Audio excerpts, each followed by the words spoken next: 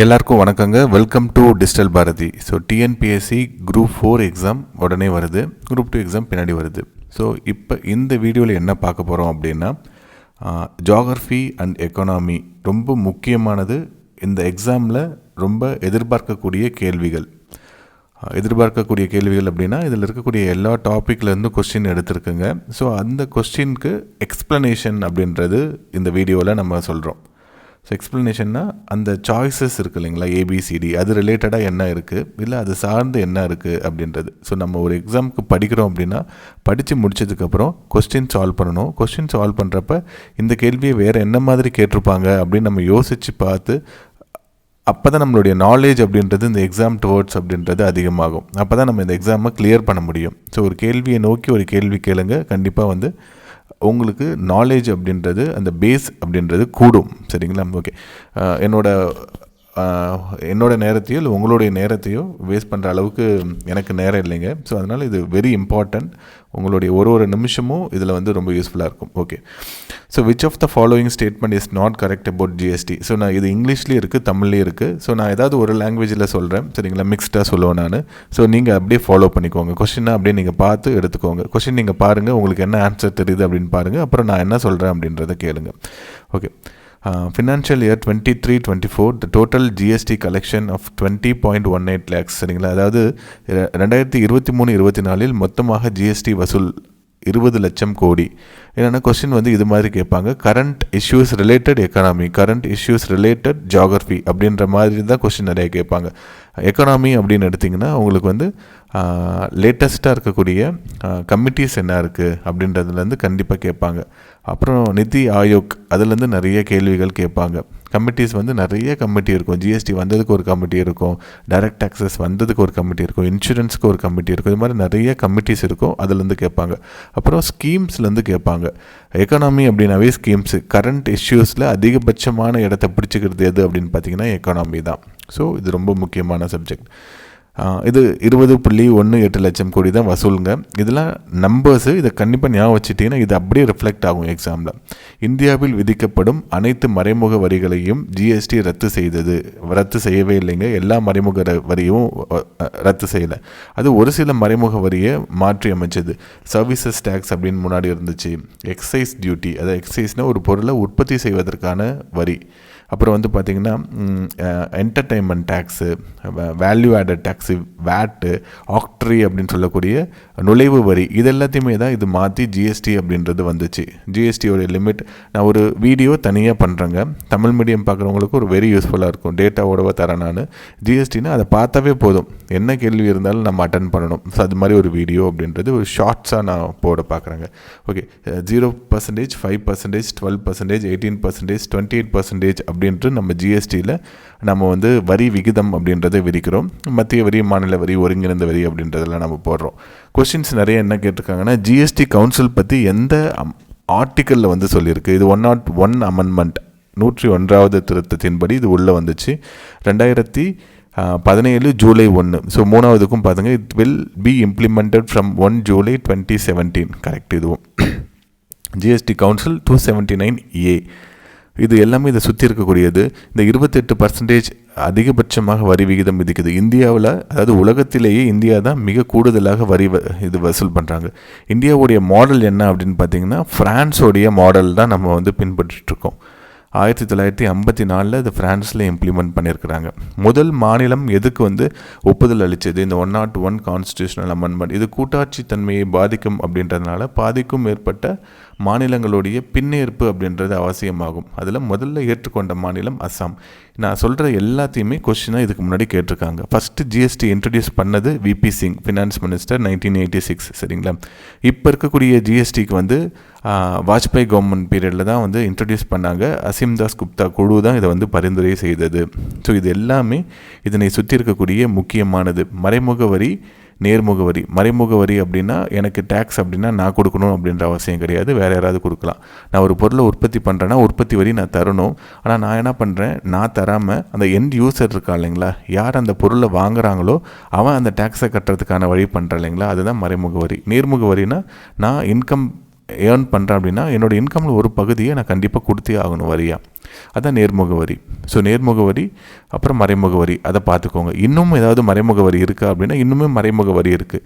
நம்மளுடைய custom duty துறைமுகத்தில் இருக்கு இல்லைங்களா, அதெல்லாமே கூட இன்னும் கூட இருக்கக்கூடிய மறைமுக வரி தான். ஓகே, நேர்முக வரியில் முக்கியமான வரி இன்கம் டேக்ஸ், கார்ப்பரேட் டேக்ஸ், பெரும் நிறுவனங்களுடைய வரி. இதை தான் 35% 23% குறைச்சிட்டாங்க. அதனால் வந்து இன்வெஸ்ட்மெண்ட் நிறையா வருது அப்படின்னு சொல்லிட்டு இருக்காங்க. ஓகே, இந்தியாவில் எந்த வகையான வேலையின்மை காணப்படுகிறது? Structural unemployment, seasonal unemployment, disguised unemployment, all of the above. இது எல்லாமே சேர்ந்து தான் இருக்குது. இந்தியானாவே எல்லா விதமான வேலை வாய்ப்பின்மையுமே இருக்குது. கட்டமைப்பு வேலையின்மை அப்படின்னா நம்மளுடைய மார்க்கெட் எதிர்பார்க்குற அளவுக்கு நம்ம ஸ்கில்டாக இருக்க மாட்டோம். Mismatch of skill between job available and skill. So இது ரெண்டுத்துக்கு இருக்கக்கூடிய வித்தியாசம் தான். இப்போ நம்ம எல்லோரும் கம்ப்யூட்டர் சயின்ஸ் கோர்ஸில் சேர்ந்து படிச்சுட்ருப்போம். ஆனால் என்ன எதிர்பார்க்குறாங்கன்னா ஆர்டிஃபிஷியல் இன்டெலிஜென்ஸ் ஸ்கில் தான் எதிர்பார்க்குறாங்க. அப்போ என்ன ஆகிடும், நம்ம முடிச்சுட்டு வரப்போ கம்ப்யூட்டர் சயின்ஸ் வேலைகள் ரொம்ப கம்மியாக இருக்கும், ஏஐ ஸ்கில்ஸ் தான் நிறையா இருக்கும். ஸோ நான் எக்ஸாம்பிளுக்காக சொல்கிறேன். சீசனல் அப்படின்றது நம்மளுடைய பருவமழை சார்ந்து விவசாயம் ஒரு 6 மாதம் நல்லாயிருக்கும், பருவமழை பெய்யக்கூடிய நாளில். மற்ற நாளில் எதுவும் விதைக்க மாட்டோம், அறுக்கவும் மாட்டோம், அதனால் வேலை இல்லாமல் இருப்போம் இல்லைங்களா. அதான் சீசனல் அன்எம்ப்ளாய்மெண்ட். இப்போ கரும்பு உற்பத்தி நிறையா இருக்கிறப்ப என்ன ஆகிடும், இரும்பு ஆலைகள், அதாவது சர்க்கரை ஆலைகள் எல்லாத்துலேயும் நிறைய வேலை வாய்ப்பு இருக்கும், இல்லாதப்ப இருக்காது. காட்டன் மில்ஸ், இது மாதிரி வந்து சீசனலாக இருக்கக்கூடிய எம்ப்ளாய்மெண்ட். டிஎன்பிசி கோச்சிங் இன்ஸ்டியூட் மாதிரி, டிஎன்பிசி கோச்சிங் இன்ஸ்டியூட்டில் கால்ஃபர் வந்ததுன்னா அட்மிஷன் போடுவாங்க, பாடம் நடத்துவாங்க, எல்லாமே இருக்கும். அது இல்லைன்னா அங்கே இருக்கக்கூடியவங்களுக்கு வேலை இல்லாமல் இருக்கும். ஸோ எக்ஸாம்பிளுக்காக டிஸ்கைஸ் அப்படின்றது மறைமுகமான வேலையின்மை. ஒரு வேலையை ஒரே ஒரு ஏக்கர் நிலம் இருக்குது, அண்ணன் தம்பி 2 பேர் சேர்ந்து பார்த்தாலும் அதுலேருந்து வரக்கூடிய ஈல்டு ஒரு 100 குவிண்டால் தான் அப்படின்னாலும் ஒருத்தன் பண்ணாலும் 100 குவிண்டால் தான் இருக்கும். அப்போ ஒருத்தன் தேவையே இல்லை. இந்தியாவில் இருக்கக்கூடிய மிகப்பெரிய வேலையின்மையே இதுதான், விவசாயத்தில் இருக்கக்கூடிய மிகப்பெரிய வேலையின்மை. ஓகே, இந்திய பொருளாதாரத்திற்கு அதிக வருமானம் வழங்கும் துறை 3ஆம் துறை தான், டெர்ஷரி செக்டார் தான். பிரைமரி, செகண்டரி, டெர்ஷரி அப்படின்னு நம்ம பிரிப்போம். பிரைமரி அப்படின்றது வேளாண்மை சார்ந்தது, மீன் பிடித்தல், வேட்டையாடுதல், காடுகள் சார்ந்து இது எல்லாமே. செகண்டரி அப்படின்றது இண்டஸ்ட்ரீஸ்னால் போக்குவரத்து, கட்டமைப்பு, அதுக்கப்புறம் வந்து நம்மளுடைய steel iron factories, mining activities, இதெல்லாமே வரும். டெர்ஷரி அப்படின்றது சர்வீசஸ் செக்டர், கம்யூனிகேஷன், இதெல்லாமே வந்து டெர்ஷரியில் ஐடி, இதெல்லாம் வந்து டெர்ஷரியில் மருத்துவம், இதெல்லாமே டெர்ஷரி செக்டாரில் வந்துடும். என்னென்னா ஜிடிபி கான்ட்ரிபியூஷனில் அதிகமான பேருக்கு வேலை தருது அப்படின்னு பார்த்தீங்கன்னா விவசாயத்துறை தான். இன்னும் கூட விவசாயம் நம்மளுடைய இந்தியாவுடைய முதுகெலும்பாக இருக்குது. உலகத்திலேயே அதிக அளவு விவசாய நிலங்கள் இருக்கிற ஊரில் இந்தியா வந்து 2வது இடத்துல இருக்குது. முதல்ல யூஎஸ்ஏ இருக்குது. இன்ஃபேக்ட் எல்லா ஊரும் பெருசு, எல்லா நாடும் பெருசு, ஆனால் அந்தளவுக்கு அவங்களுக்கு விவசாயம் கிடையாது. ஸோ இங்கே தான் வந்து உங்களுக்கு வந்து ட்ராபிக் ஆஃப் கேன்சர், அப்புறம் பூமத்திய ரேகைக்கு அருகாமையில் இருக்கிறதுனால சூரிய வெளிச்சம் அப்படின்றது இருக்குது. ரஷ்யா ரொம்ப பெருசு, ஆனால் அங்கே விவசாயம் பண்ணக்கூடிய இடங்கள் ரொம்ப கம்மி. ஓகேங்களா? ஓகே, ஸோ வேலை வாய்ப்பில் 49%, அப்புறம் 20% செகண்டரி செக்டர், டெர்ஷரி செக்டரில் 31%. இது ஜிடிபியில் பார்த்தீங்கன்னா 54% வந்து டெர்ஷரி செக்டர்லேருந்து தான் வருது. செகண்டரி செக்டார்லேருந்து 28%, முதல்நிலையிலேருந்து 18%. இதெல்லாம் நீங்கள் பார்த்துக்கோங்க. நம்பர்ஸ் அப்படியே ஞாபகம் வச்சுக்கணும் அப்படின்னு கிடையாது, ரிலேட்டிவாக ஓரளவு ஞாபகம் வச்சுக்கிட்டால் போதும். ஓகே, முதல் நிலையில் அதிகமான வேலை, சேவைத்துறையில் அதிகமான வருமானம் வருது அப்படின்றது தெரிஞ்சிட்டால் போதும். நிதி ஆயோக்கின் ஆளும் குழுவின் அங்கம் வகிப்பவர்கள் யார்? நிதி ஆயோக் ரொம்ப முக்கியம். 1/1/2015 கொண்டு வந்தது பாட்டம் அப் அப்ரோச், கீழேருந்து மேலே போகணும். இது வந்து நம்மளுடைய ஃபினான்ஸ் கமிஷன், நம்மளுடைய பிளானிங் கமிஷன் வந்து டாப் டு பாட்டமாக இருந்தது. மேலேருந்து ஒரு திட்டம் போடுவாங்க, அது கீழே இருக்கக்கூடிய ஸ்டேட்டு, டிஸ்ட்ரிக்டு, வில்லேஜ் வரைக்கும் போகணும் அப்படின்ட்டு. வில்லேஜோடைய நீட் என்ன அப்படின்னு தெரிஞ்சு கீழேருந்து மேலே கொண்டு போகிறது கோஆப்ரேட்டிவ் ஃபெடரலிசம் அப்படின்னு சொல்கிறாங்க. கூட்டுறவு கூட்டாட்சியை நிலைநிறுத்தணும். இது வார்த்தையில் மட்டும்தான் இருக்குது. ஓகே, மேக்ஸிமம் கவர்னன்ஸ், மினிமம் கவர்மெண்ட்டோடைய இன்டர்வென்ஷன் ரொம்ப கம்மியாக இருக்கணும் அப்படின்ட்டு. இதுக்காக தான் இந்த நிதி ஆயோக் அப்படின்றது ஆரம்பிக்கப்பட்டது. 5 ஆண்டு திட்டத்தை போட்டுட்டு இருந்த planning commission, NDC, national development கமிஷனுக்கு மாற்றாக இந்த நிதி ஆயோக் அப்படின்றது வந்துச்சு. இதில் யாரெல்லாம் உறுப்பினர்களாக இருப்பாங்கன்னா, மாநிலங்களில் உள்ள அனைத்து முதலமைச்சர்கள், டெல்லி புதுச்சேரி முதலமைச்சர்கள், அந்தமான் நிக்கோபார் தீவின் லெப்டினன்ட் கவர்னர், இவங்க எல்லாருமே இருப்பாங்க. எல்லாருமே சேர்ந்தது தான் இந்த நிதி ஆயோக்கின் கவர்னன்ஸ் ஃபைனான்ஸ் கவுன்சில், சரிங்களா? நிறைய கவுன்சில் இருக்கும். ஸோ நிதி ஆயோக் ரொம்ப முக்கியம். நிதி ஆயோக்கும் தமிழில் யாரும் பெருசாக வீடியோ தெளிவாக யாரும் போடலைங்க. நான் அடுத்து வேணால் நான் போட பார்க்குறேன். இருக்கக்கூடிய வீடியோஸ் எல்லாமே எதையாவது ஒப்பிக்கக்கூடிய தன்மையில் தான் இருக்குது தமிழில். அது இல்லாமல் அண்டர்ஸ்டாண்ட் பண்ணிக்கிற அளவுக்குலாம் யாரும் இன்னும் கண்டென்ட் அப்படின்றது தமிழில் யாரும் பெருசாக போட ஆரம்பிக்கலைங்க. நான் இதை வச்சு சொல்கிறேன் அப்படின்னா, நான் அமித்சன் குப்தாவை ஃபாலோ பண்ணுவேன். ஸோ அது மாதிரி கண்டென்ட் தமிழில் யாருமே போடுறதில்ல. எல்லாருமே என்னென்னா இந்த ஸ்கூல் புக்கை தாண்டி யாருமே எஜுகேட் பண்ணுறதே கிடையாது. ஆனால் இப்போ இருக்கக்கூடிய குரூப் 2 2A எக்ஸாமுக்கு அதெல்லாம் ரொம்ப முக்கியம். அப்படிலாம் படித்து தெரிஞ்சிருந்தால் மட்டும்தான் நம்ம இந்த எக்ஸாமில் பாஸ் பண்ண முடியும். காந்திய திட்டத்தை ஆரம்பித்தவர், நம்மளுடைய பிளானிங் கமிஷன் ரொம்ப முக்கியம். அதுக்கு முன்னாடி இந்த நிதி ஆயோக்கு எக்ஸாம் ரிலேட்டடாக என்ன கேட்பாங்கன்னா, இதனுடைய சிஇஓ யார்? பிபிஆர் சுப்பிரமணியன். வைஸ் சேர்மன் வந்து prime minister of India. Vice chairman Suman Bery. சரிங்களா? இதெல்லாம் டக்குன்னு ஞாபகம் வச்சுக்கோங்க. இது நீங்கள் ஒரு தடவை கேட்டு மனசில் ஒரு தடவை திருப்பி நீங்கள் அதை பார்த்துட்டிங்கன்னா கண்டிப்பாக எக்ஸாமில் கண்டிப்பாக உங்களுக்கு ஞாபகம் வந்துடும். ஈஸியாக அந்த ஆன்சரையும் போட்டுடலாம். நான் இப்போ டிஸ்கஸ் பண்ணுற இந்த கொஸ்டின்லேருந்து குறைஞ்சது ஒரு 6 கொஸ்டின் 7 கொஸ்டினாவது உங்களுக்கு எக்ஸாம் எழுதுகிறப்ப யூஸ்ஃபுல்லாக இருக்கும். சரிங்களா? அந்த ஆன்சர் எக்ஸாக்டாக வரலனாலும் இதை வச்சு நீங்கள் எலிமினேட் பண்ணலாம். So who started Gandhian plan? So planning அப்படின்றது ரொம்ப முக்கியம். 1934 தான் விஸ்வேஸ்வரய்யா தான் planned economy of India. India ஒரு பெரிய நாடு. இந்த நாட்டிற்கு திட்டமிட்டு தான் நம்ம வந்து எதையும் பிளான் பண்ணணும். பிளான் பண்ணாமல் பண்ணால் இப்படி தான் ஆகும். சரிங்களா? அதுக்காக பிளானிங் அப்படின்றத ஆரம்பித்தாங்க. ரஷ்யன் மாடலில் தான் நம்ம காப்பி அடித்தோம். அவங்க 7 இயர் பிளான் அப்படின்னு கொண்டு வந்திருப்பாங்க. நம்ம 5 இயர் பிளான். அந்த 5 இயர் பிளானை போடணும் அப்படின்னா ஒரு அமைப்பு இருக்கணுங்கிறதுக்காக தான் பிளானிங் கமிஷன் அப்படின்றது நமக்கு வந்துச்சு. ஓகே, அதுக்கு முன்னாடி நேஷ்னல் பிளானிங் கமிட்டி அப்படின்ட்டு ஜவஹர்லால் நேரு தலைமையில் 1938 போட்டாங்க. 1944 பாம்பே பிளான் நம்ம ஜேஆர்டி, டாட்டா, பிர்லா இது மாதிரி தொழில் அதிபர்கள் எல்லாருமே சேர்ந்து போட்டாங்க. 1945 எம்என் ராய் அவர் தான் நம்மளுடைய அரசியலமைப்புக்கு 1930 அரசியலமைப்புக்கு நிர்ணய சபை அப்படின்ற ஒரு தேவை இருக்குது அப்படின்றத சொல்லியிருப்பார். 34 ஸோ இயர் எனக்கு சரியாக ஞாபகம் இல்லை, பார்த்துக்கோங்க. 1945 பீப்புள் பிளான்ஸ் அவர் தான் போடுவார். 1944 Gandhian plan SN Agarwal. So இதுதான் இல்லை. சரிங்களா? எஸ்என் அகர்வால் இல்லை, மற்றவங்களாம் இருக்கிறாங்க. 1950 சர்வோதயா திட்டம், ஜெயபிரகாஷ் நாராயணன் ரொம்ப முக்கியமானவர். நம்மளுடைய முதலாவது நம்மளுடைய எமர்ஜென்சி, நேஷ்னல் எமர்ஜென்சி 1975 போட்டிருப்பாங்க. அதை நீக்குவதற்கு மிக முக்கிய காரணகர்த்தாவாக இருந்தவர் இந்த Jayaprakash Narayanan. Okay, left all. Okay, reserve வங்கி பண இருப்பு விகிதம் சிஆர்ஆர் குறைக்கப்பட்டால் அது வணிக வங்கியின் கடன் திறனை எவ்வாறு பாதிக்கும்? ஸோ இது மாதிரியான கொஷின் ரொம்ப முக்கியமானது. இன்ஸ்ட்ருமெண்ட் ஆஃப் மானிட்ரி பாலிசி, அதுக்கப்புறம் வந்து ஃபிஸ்கல் பாலிசி. மானிட்ரி பாலிசின்னு என்ன, ஃபிஸ்கல் பாலிசினா என்ன அப்படின்னு நமக்கு தெரியணும். எக்கனாமி படிக்கிறவங்க இப்போ குரூப் 4க்குலாம் நீங்கள் படிக்கிறீங்கன்னா இதில் மேலோட்டமாக தெரிஞ்சிட்டா போதும். ஃபர்தராக நீங்கள் குரூப் 2 படிக்கிறீங்க, குரூப் 1 படிக்கிறீங்க, யூபிஎஸ்சிக்கு போகிறீங்க அப்படின்னா இதெல்லாம் ரொம்ப ரொம்ப ரொம்ப முக்கியமானது. மானிட்ரி பாலிசினா என்ன, ஃபிஸ்கல் பாலிசினா என்ன அப்படின்ற வித்தியாசத்தை நம்ம தெரிஞ்சுக்கணும். மானிட்ரி பாலிசி நம்மளுடைய சென்ட்ரல் பேங்க் ஆர்பிஐ போடுறது, ஃபிஸ்கல் பாலிசி கவர்மெண்ட் போடுறது. ஃபிஸ்கல் பாலிசினா நம்மளுடைய வரியை கூட்டி குறைக்கிறது, நாட்டில் இருக்கக்கூடிய மக்களுக்கு பணவீக்கம், இது எல்லாத்தையுமே பணவீக்கத்தை கட்டுப்படுத்தக்கூடிய முக்கியமான இன்ஸ்ட்ருமெண்ட்ஸ். இது எல்லாமே பணவீக்கம்னா மக்கள்கிட்ட பணம் இருக்கா இல்லையா, ஒரு பொருள் இருக்குது, அந்த பொருளை வாங்குறதுக்கு ஒரு டிமாண்ட் இருக்கா இல்லையா, இல்லை அதிகமான பணம் இருக்கா, அந்த பொருளுக்கு டிமாண்ட் அதிகமாக இருக்கா, அதுதான் பணவீக்கம் அப்படின்னு சொல்லுவோம். அதை கண்ட்ரோல் பண்ணணும்.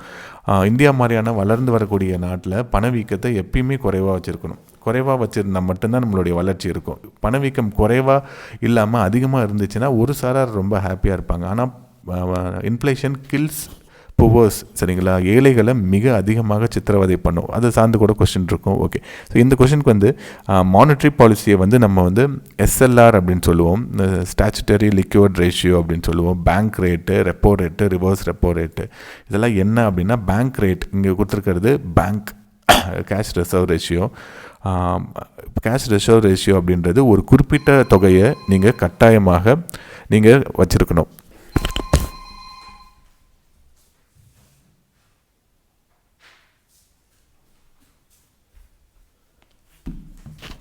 ஸோ ஒரு குறிப்பிட்ட தொகையை கட்டாயமாக ஒரு வணிக வங்கியாக இருக்குது அப்படின்னா அது பேங்க்கில் வச்சுருக்கணும். சரிங்களா? அது வச்சுருந்தால் மட்டும்தான் அவங்களுக்கு வந்து லைசன்ஸ் தருவாங்க ஆர்பிஐ. ஸோ அதை 4% இப்போதைக்கு அவங்க வச்சுருக்கணும். அவங்களுடைய மொத்த இருப்பு 100 கோடி இருக்குது அப்படின்னா அதில் 4 கோடியை அவங்க வந்து கேஷ் ரிசர்வ் ரேஷியோவாக ஆர்பிஐயில் வச்சுருக்கணும். இதற்காக வட்டி எதுவும் தரமாட்டாங்க. ஆர்பிஐ வட்டி தராது. இதே வந்து பேங்க் ரேட் அப்படின்னு இருக்கு இல்லைங்களா, அது வந்து என்னன்னா வணிக வங்கி அவங்களுக்கு ஆர்பிஐ கிட்டேருந்து கடன் தருவாங்க. இது வந்து ஒரு லாங் டேர்மாக இருக்கும். ரெப்போ ரேட் அப்படின்றது ஷார்ட் டேர்மாக இருக்கும். பேங்க் ரேட்டுக்கும் ரெப்போ ரேட்டுக்கும் இதுதான் வித்தியாசம். Short term, long term. அதாவது அவங்களுடைய இருப்பு இருக்கும். அவங்க 100 கோடி வச்சுருக்காங்க அப்படின்னா அந்த 100 கோடியில் ஒரு குறிப்பிட்ட பர்சன்டேஜ், ஒரு 20 கோடி எக்ஸஸாக சென்ட்ரல் பேங்க்லேருந்து கடன் வாங்கிக்கலாம். லாங் டேர்மாக இருந்ததுன்னா பேங்க் ரேட் இன்ஃபேக்ட் ரெப்போ ரேட்டை விட கொஞ்சம் கம்மியாக இருக்கும். ரெப்போ ரேட் அப்படின்றது அதிகமாக இருக்கும். எஸ்எல்ஆர் அப்படின்றது பேங்க்கில் 100 கோடி இருக்குன்னா அதில் ஒரு 18%, இப்போ 18% அதை வந்து கோல்டாக, பாண்டாக, கவர்மெண்ட் பாண்டாக, ட்ரெஷரி பில்ஸாக வச்சுருக்கணும், நான் கேஷாக வச்சுருக்கணும். என்னென்னா பேங்க்கில் இருக்கக்கூடிய எல்லா டெபாசிட்ஸையும், இல்லை பேங்க்கே திவால் ஆகுது அப்படின்னா கூட கோல்டை வச்சு அவங்க அடுத்து மேலே எழுந்து வரலாம் இல்லைங்களா. அதுதான் ரிவர்ஸ் ரெப்போ ரேட் அப்படின்றது ஆர்பிஐ வந்து கமர்ஷியல் பேங்க்கிட்டேருந்து கடன் வாங்குறது. ஓகே, ஸோ இப்போ கொஸ்டினுக்கு வாங்க.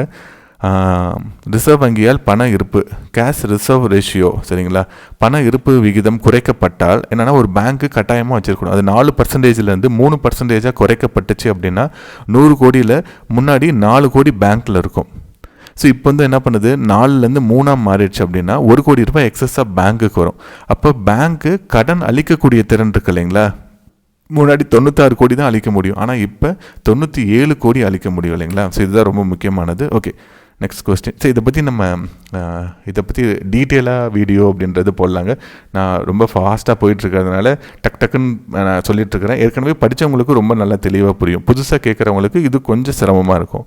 எக்கனாமி மேக்ஸ் மாதிரி தான். எம்எஸ்பியை பரிந்துரைத்து விலைகளை வழங்கும் committee, commission of agriculture cost and prices, CACP ரொம்ப முக்கியமானது. மினிமம் சப்போர்ட்டிங் ப்ரைஸ் அப்படின்னு சொல்லுவாங்க. குறைந்தபட்ச ஆதார விலை. ஒருத்தர் நெல் விதைக்கிறார் ஒரு விவசாயினா, அவர் விதைப்பின் போதே கவர்மெண்ட் வந்து என்ன சொல்லும், நீ கவலைப்படாமல் விதை, நான் வாங்கிக்கிறேன் அப்படின்றத சொல்லும். சரிங்களா, அதுதான் வந்து குறைந்தபட்ச ஆதார விலை. ஒரு குவிண்டாலுக்கு நான் இவ்வளோ வாங்கிக்கிறேன், ஒரு கிலோவுக்கு 30 ரூபா, ஒரு குவிண்டாலுக்கு நான் 3000 ரூபா வாங்கிக்கிறேன். ஸோ இது மாதிரி சொல்லுவாங்க. அதுதான் மினிமம் சப்போர்ட்டிங் ப்ரைஸு. இப்போ வந்து ப்ரொக்யூர்மெண்ட் ப்ரைஸ்ன்னு இருக்கும். ப்ரொக்யூர்மெண்ட் ப்ரைஸ் அப்படின்றது மினிமம் சப்போர்ட்டிங் ப்ரைஸை விட அதே ப்ரைஸோ இல்லை அதை விட கொஞ்சம் அதிகமாகவும் இருக்கும். கவர்மெண்ட் சொன்ன விலைக்கு திரும்பி கொள்முதல் பண்ணிக்குதா அப்படின்றது தான் ப்ரொக்யூர்மெண்ட். அரசு நேரடி கொள்முதல் நிலையம் அப்படின்னு இருக்கும். விவசாயம் பண்ணவங்க கவர்மெண்ட்கிட்டையும் விற்கலாம், ப்ரைவேட்கிட்டையும் விற்கலாம். ஓகே, இஷ்யூ ப்ரைஸ்ன்னு இருக்கும். இஷ்யூ ப்ரைஸ் அப்படின்றது இந்த ஃபுட் கார்ப்பரேஷன் ஆஃப் இந்தியா தான் விவசாயிகள்கிட்டலேருந்து நேரடியாக கொள்முதல் பண்ணும். கொள்முதல் பண்ணதை இப்போ கோஆப்ரேட்டிவ் சொசைட்டிஸ்க்கு, ஸ்டேட் கவர்மெண்ட்ஸ்க்கு, சிவில் சப்ளைஸ்க்கு தரும் இல்லைங்களா, அதுதான் இஷ்யூ ப்ரைஸு. ப்ரைஸிங் அக்ரிகல்ச்சர் ரொம்ப முக்கியமான டாப்பிக்கு. ஓகே, மனித மேம்பாட்டு குறியீட்டில் HTI எந்த குறிகாட்டிகள் பயன்படுத்தப்படுகிறது, எதை வந்து அவங்க இண்டிகேட்டராக யூஸ் பண்ணுறாங்க அப்படின்றது கேட்குறாங்க. என்னென்னா standard of life, education, life expectation, condition of environment அப்படின்றதெல்லாம் இதில் ஆட் பண்ணுறது கிடையாது. இது 3 தான். மேன்ஹப் உல்லக் அப்படின்றவர் தான் ஆரம்பித்தார். அமர்த்தியா சென் இதுக்கு வந்து ஹெல்ப் பண்ணியிருப்பார். சரிங்களா, ஒரு நாட்டோடைய ஜிடிபியை மட்டுமே வச்சுட்டு அவன் பெஸ்ட் கண்ட்ரி அப்படின்னு சொல்ல முடியாது. நம்ம கூட 134வது இடத்துல இருக்கோம். உலகத்தில் இருக்கக்கூடிய ஒரு 200 கண்ட்ரிகளில் நம்ம 134 இருக்கோம். ஆனாலும் நம்ம வந்து ஜிடிபிலாம் பார்த்திங்க அப்படின்னா இந்தியா வந்து வெல் அஹெட் 5வது இடத்துல இருக்குது. ஜிடிபி நாமினலில், ஜிடிபி பர்ச்சேசிங் பவர் பேரிட்டியில் 3வது இடத்துல இருக்குது. ஃபஸ்ட்டு சைனா ஜிடிபியில் இருக்கும் பர்ச்சேசிங் பவர் பேரிட்டியில், 2வது அமெரிக்கா இருக்கும், 3வது இந்தியா இருக்கும். இதுவே வந்து ஜிடிபி நாமினல் அப்படின்னு பார்க்குறப்ப அமெரிக்கா முதல்ல, சைனா 2வதாக இருக்கும், ஜெர்மனி 3வதாக இருக்கும், ஜப்பான் 4வதாக இருக்கும், 5வதாக இந்தியா இருக்கும். இதுவும் எக்ஸாமில் கேட்பாங்க.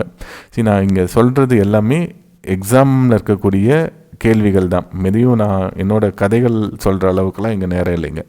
Okay, so which index is use to calculate inflation in India? Wholesale price index. சரிங்களா, என்னென்னா ப்ரொடக்ஷன் லெவலில் இன்ஃப்ளேஷனை கணக்கு பண்ணுறப்ப ஹோல்சேல் ப்ரைஸ் இண்டெக்ஸும், கன்சியூமர் லெவலில் கால்குலேட் பண்ணுறப்ப அது வந்து கன்சியூமர் ப்ரைஸ் இண்டெக்ஸும் எடுத்துப்பாங்க, சிபிஐயும் எடுத்துப்பாங்க. இதுக்கு என்ன கொஸ்டின் கேட்பாங்கன்னா, ரெண்டுத்துக்கும் பேஸ் இயர் வந்து என்ன, எந்த வருஷத்தை அடிப்படையாக வைத்து இந்த கணக்கீடுகள் செய்யப்படுகிறது அப்படின்னு பார்க்குறப்ப ஹோல்சேல் ப்ரைஸ் இண்டெக்ஸ் WPIனா 2011-12, கன்சியூமர் ப்ரைஸ் இண்டெக்ஸ்னால் 2012 வச்சு சொல்கிறாங்க. ஸோ இன்ஃப்ளேஷன் இதெல்லாம் வரும். இதுவும் ஒரு வைடான டாப்பிக்கு. கன்சூமர் ப்ரைஸ் இண்டெக்ஸ் இதெல்லாமே நம்மளுடைய MNREGA மகாத்மா காந்தி ஊரக வேலைவாய்ப்பு திட்டம், அதனுடைய கூலி வந்து தமிழ்நாடுக்கு ஒரு கூலி இருக்கும், கேரளாவுக்கு ஒரு கூலி இருக்கும், உத்தரப்பிரதேஷ்க்கு ஒரு கூலி இருக்கும். ஆனால் சட்டம் ஒன்று தான். எப்படி கூலியை வித்தியாசமாக தராங்கன்னா அந்த மாநிலத்தோடைய விலைவாசி உயர்வை அடிப்படையாக வைத்து, அதை எதை பேஸ் பண்ணினா கன்சூமர் ப்ரைஸ் இண்டெக்ஸை பேஸ் பண்ணி தான் இருக்கும். ஸோ பின்னாடி நம்ம பார்ப்போங்க. ஓகே, இதுவரை எத்தனை நிதி ஆணையங்கள் அமைக்கப்பட்டுள்ளது? 60th ஃபினான்ஸ் கமிஷன் இப்போதைக்கு போட்டிருக்காங்க. Arvind Panagariya finance commission, law commission இதெல்லாமே ரொம்ப முக்கியமானது. நம்மளுடைய ஆர்டிகல் 280 இருக்கும். 1+4 ஒரு தலைவர் மற்றும் 4 உறுப்பினர்கள். இது வந்து அமைக்கக்கூடிய அதிகாரம் யாருக்கு இருக்குது? பிரசிடென்ட் ஆஃப் இந்தியா தான். மத்திய மாநில வரி வருவாய் பகிர்விற்காக இந்த அமைப்பு ஏற்படுத்தப்படும். 42% அப்படின்றது தராங்க. முன்னாடி 41லேருந்து 42 மாறிடுச்சு. ஓகே, வரி பகிர்வு முன்னாடி 32 இருந்தது, அப்புறம் 41 ஆச்சு, அப்புறம் 42. எப்படி 32லேருந்து திடீர்னு 41 ஆச்சு? எதனால் டக்குன்னு கவர்மெண்ட் வந்து இவ்வளோ ஏற்றி கொடுத்துருக்குறாங்க அப்படின்றத நீங்கள் யோசிச்சு பாருங்கள். என்னன்னு விடையை கூட தேடி கண்டுபிடிங்க. சரிங்களா? அதாவது ஒருத்தருக்கு 30 ரூபா தான் தந்துட்டுருப்பாங்க, திடீர்னு 40 ரூபா தராங்க. அது 1%, 2% அப்படின்னு ஏற்றாமல் நிறைய ஏற்றிருக்கிறாங்க. எதனால், எந்த காரணத்தினால ஏற்றப்படுகிறது அப்படின்றது நீங்களே யோசிச்சு பாருங்கள்.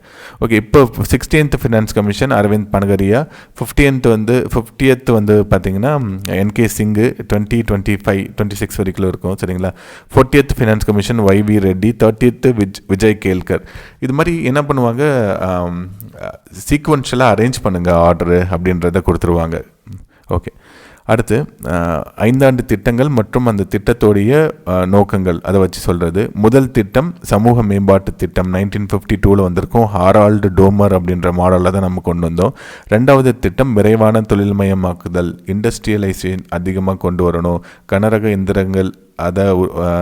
எந்திரங்கள் கொண்டு தொழிற்சாலைகளை அதிகப்படுத்தணும். அப்போ தான் நிறையா ஸ்டீல் அயான் ஃபேக்ட்ரிஸ் எல்லாமே ஆரம்பிச்சிருப்போம். மகளனோபிஸ் மாடல் அப்படின்னு சொல்லுவோம். 3ஆம் திட்டம் அடிப்படையான தொழில்கள் விரிவாக்கம், கேட்கில் யோஜனா அப்படின்னு நம்ம சொல்கிறோம். 4வது சுயசார்பு மற்றும் நிலைத்தன்மையுடன் கூடிய வளர்ச்சி. 5வது திட்டம் இது குறைந்தபட்ச தேவைகளுக்கான திட்டம், தார் திட்டம் அப்படின்னு சொல்லுவோம். காரிபி ஹட்டோ அப்படின்றதையும் சொல்லுவோம். இதெல்லாம் ரொம்ப முக்கியமானது. பிளானிங்லேருந்து கொஸ்டின் கண்டிப்பாக கேட்பாங்க. இப்போ பிளானிங் இல்லைனாலும் முன்னாடி இருக்கக்கூடிய நம்மளுடைய வரலாறில் பிளானிங் ரொம்ப முக்கியம். அதுலேருந்து கேள்விகள் நிறையா கேட்பாங்க. ஓகே, இதில் வந்து முக்கியமாக கருத வேண்டியது பார்த்திங்க அப்படின்னா 13 திட்டங்கள், 5 ஆண்டு திட்டங்கள். இது நடுநடுவில் சில கேப் இருக்கும். பிளான் ஹாலிடே 1966-69 இதை நிறைய டைம் கொஸ்டினாக கேட்டிருக்காங்க. Rolling plan 1978-80, annual plan 1990-91-92. சரிங்களா? இந்த 2 வருஷத்தில் இருக்கக்கூடியது தான் நம்ம ஆனுவல் பிளான் அப்படின்னு சொல்கிறோம். இதெல்லாம் நீங்கள் கவனித்து பார்த்தீங்க அப்படின்னா இதுலேருந்து நிறையா கேள்விகள் கேட்கலாம். அது மாதிரி எந்த புதிய பொருளாதார கொள்கை, நியூ எக்கனாமிக் பாலிசிஸ் வந்து 1992-97 8th ஃபைனல் பிளானில் தான் கொண்டு வந்தாங்க. ஆனுவல் பிளான்லேயே கொண்டு வந்திருப்பாங்க. மன்மோகன் சிங் அண்டு நம்மளுடைய நரசிம்மராவ் அவங்க தான் வந்து கொண்டு வந்திருப்பாங்க. ரொம்ப முக்கியமான மாற்றம் இது. அதாவது நம்மளுடைய புதிய பொருளாதார கொள்கை நிறைய பேர் இந்த வலதுசாரிகள், இடதுசாரிகளில் நிறைய பேர் இவங்கெல்லாம் எதிர்ப்பு தெரிவிப்பாங்க, இதெல்லாம் வந்து வந்திருக்கக்கூடாது அப்படின்ட்டு.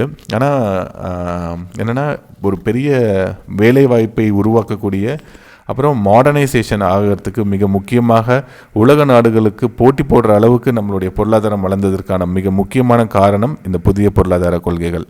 ஓகே, கிராம மற்றும் நகர்ப்புற திட்ட ஆணையம் முறையை தீர்மானித்த குறைந்தபட்ச அளவு அப்படின்னு பார்க்குறப்ப கிராமம்னா அதிகமான உடல் உழைப்பு இருக்கணும், விவசாயம் பண்ணுறாங்க. நகரத்தில் அது மாதிரிலாம் கிடையாது. ஸோ அப்போ 2400, 2100ங்க பாவர்ட்டி எஸ்டிமேஷன் கமிட்டிஸ் நிறையா போட்டிருப்பாங்க. 1971 டண்டேக்கர் committee, 1979 Alagh committee, 1999 லக்தேவாலா committee.